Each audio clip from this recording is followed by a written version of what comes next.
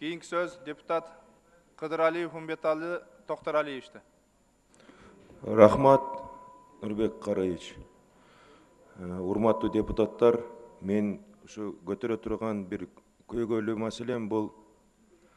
Сиздер билесиздер, Ак Суу районунун Кербен, Ринжит айылдары бул приграничный зонада жайгашкан. Биз дайыма маселе көтөрүп келатабыз. Ошо бизде Кыргызстанда внутренняя миграция катуу болуп атат. Жаштарга орун жок.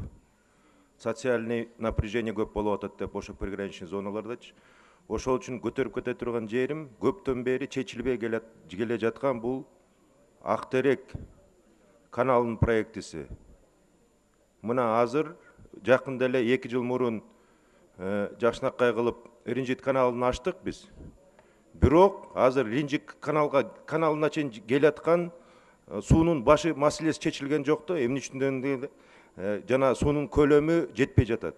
Аны чечиш үчүн бизде ошол жакты бүт сугарган Падышата суусу бар.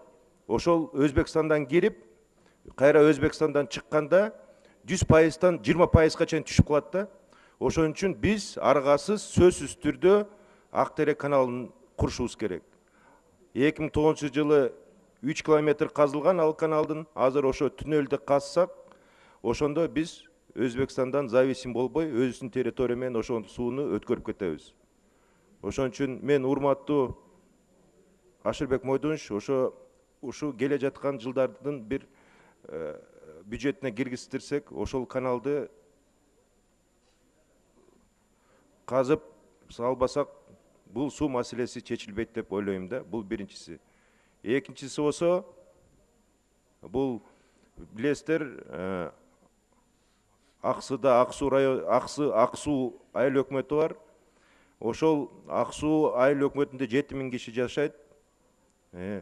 Ак Суу айыл өкмөтүн башка айылдар менен бириктирген, байланыштырган бир эле жол бар. Бул Кызылжар 12 Ак Суу жолу. Ал деген 35 чакырым болгону менен анын 10 километри сайдын асты менен өтөт.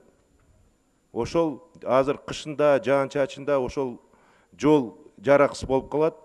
Анан эл өзү ошо кен казган компаниялар менен биригип демөөрчүлүк кылып, жана көк кыядан көмүр неме салды эле, көпүрө. Ошол жолду азыр Минтранстын мына 2015 жылы балансына кирди эле. Ошол жолду азыр ушу кышында ремонт кылып берсеңиздер, ошону суранат элекпиз.